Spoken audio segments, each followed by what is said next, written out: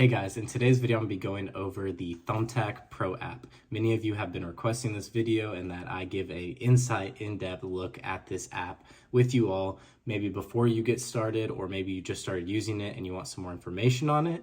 This is going to be a very helpful video for you in your business. I personally got started using Thumbtack back in 2020 and it's currently 2024 and it has changed drastically over the past 4 years. When I first started, there was pros and cons back then, there's new pros and cons now, and I'm gonna be going over that with you all today.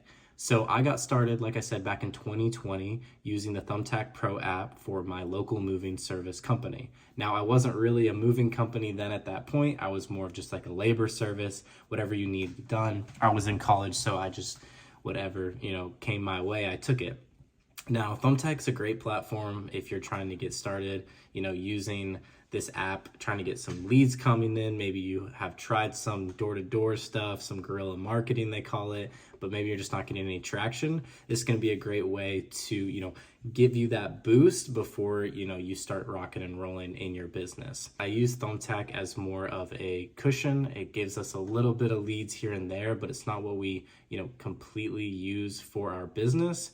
It's more something that we have in the background. Let's talk about Thumbtack now versus then. When I first started, biggest thing is leads were a lot cheaper. We all know inflation's crazy right now, but leads have gotten exponentially increased over the past 4 years. An average lead costs anywhere between $20 to $60 per lead. Now you have to realize that that lead is going out to multiple candidates. And let's talk about that. There's two types of leads that you can get. There's an opportunity and a direct lead. I wouldn't even waste my time with opportunities. Me personally, when I first started, I was going through opportunities where it's like the customer puts it out there in the world for anyone to see. You're messaging them, you're kind of begging for the service. A direct lead is that customer comes to you directly. It is a little bit more expensive, but it does get the job done. Booking percentage as well is a huge con. It has decreased a lot because the customer is able to select between 1 and 7 leads on their direct lead for requesting a quote. Now that can kind of turn into a lowball offer situation where people are offering the lowest amount just to get the job because, like I said, that lead costs between $20 and $60. If you're getting started out and you spend $60 on a lead, it's going to be really hard for you to stomach that and let that lead go if they're not willing to take your price. So that's why people race to the bottom a lot of times, but you have to hold strong, and that's kind of where that fight can get into with your emotions. So another point that I want to talk about is service radius. I would recommend doing a radius that is about 50 miles. It does sound like a lot, but you have to realize that sometimes in especially service-based businesses, you're going to have to drive to go get the money. I went over the opportunities, direct leads. Let's talk about ranking. Ranking is all based off of your reviews. You want to make sure you're getting accurate reviews and good reviews every single day, every time you do a job. But more importantly than that, you want to make sure that you're putting a good amount in your cost for the week. Now, what I mean by that is you can set a budget for the week of how much you want to spend for your services and how much you want to spend for people to look at your profile. If you set your budget for about $500, you're going to drop lower significantly versus someone like me who has about a $3,000 budget. I don't spend that every week, but I set it big so that my ranking increases. I've literally gone back and forth between the Pro app and the regular app, and I've seen when I've changed the budget, my ranking automatically jumps to the top or goes lower.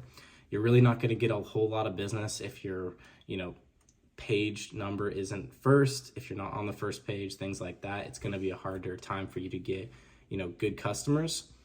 Now let's talk about disputes. If you do run into a situation where you need to dispute a charge, it's gonna be most likely that they're not gonna accept your dispute. So if you're in the position where you cannot stomach spending that kind of money, I would highly recommend staying away from it until you have about a $3,000 cushion to let that thing kind of go up and down, the money you put into it. What I mean by that is if you get a $50 lead and the customer just doesn't respond, it happens regularly, all the time. The customers won't respond. They won't respond back to your messages. They won't respond to your text or calls. Thumbtack literally gives you their phone number and their name and sometimes even the address. Now, If they don't respond and you put in there they don't respond, yada, yada, yada, you dispute this $50 charge, a lot of times Thumbtack is going to say, sorry, that's not our fault, which is crazy because it kind of is, because you paid for this terrible lead. Now, let's also talk about a huge con that I've been hearing across the board with other pros in the area, and that's going to be paying for a direct booking.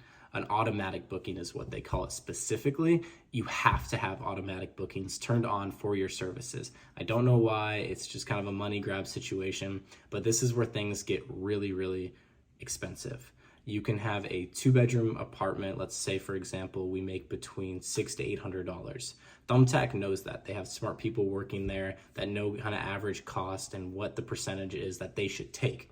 A direct booking is when a customer directly books with you, they're not looking with anyone else, and there's a locked-in date for your services. Now, where that can get crazy is Thumbtack charges between $100 to $150 for that booking. They're basically saying, hey, we booked the move for you, you owe us this money, yada, yada, yada. Well, it's like, I didn't need your help, but thank you. And obviously, sometimes too, the customer not really have known what they were doing, and you can't dispute that as well. It's sometimes like, sorry, go win the job. That's really what they're trying to say with that. In my opinion, that should be taken away immediately. The leads are already expensive as it is, and they should know that a service-based company, they can't survive spending money on Thumbtack like that when they're only making, a couple $100 on this move that's getting charged $100. Thumbtack's just winning. But they're a business, that's how they make their money, ethically or not, that's just how it goes. The last piece I want to end, with on this is making sure that you don't rely 100% on Thumbtack. I got into the situation 2 years ago where I was just relying on it. I was just throwing tons and tons of money at it. I just wanted to be busy. It's really hard when you're first starting out to hear crickets. It's really hard not to be busy. But what you need to realize is there's other ways and other avenues besides these platforms where you can get your business started off the ground. Yeah, it's hard to go out, and it's even hard for me to go out sometimes and knock on doors, go to apartment complexes, go to storage units, and try to win leads. And you don't see that immediately right away. Maybe that customer may not need you for a month or two.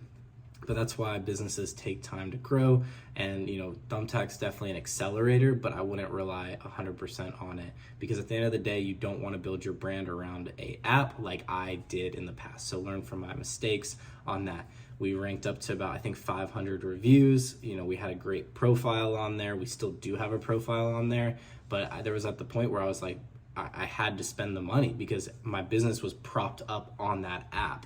And the second I stopped spending money on it, my business wasn't producing the kind of money that it was. So the whole machine, the whole system just kind of failed. But that's my recommendation for you guys. I hope this video helps. If there's anything I missed or anything I didn't go over, please ask in the comments down below. I'd be more than willing to make a part 2 on this video. I see you guys in the next one. Please like and subscribe. It means a ton. Peace.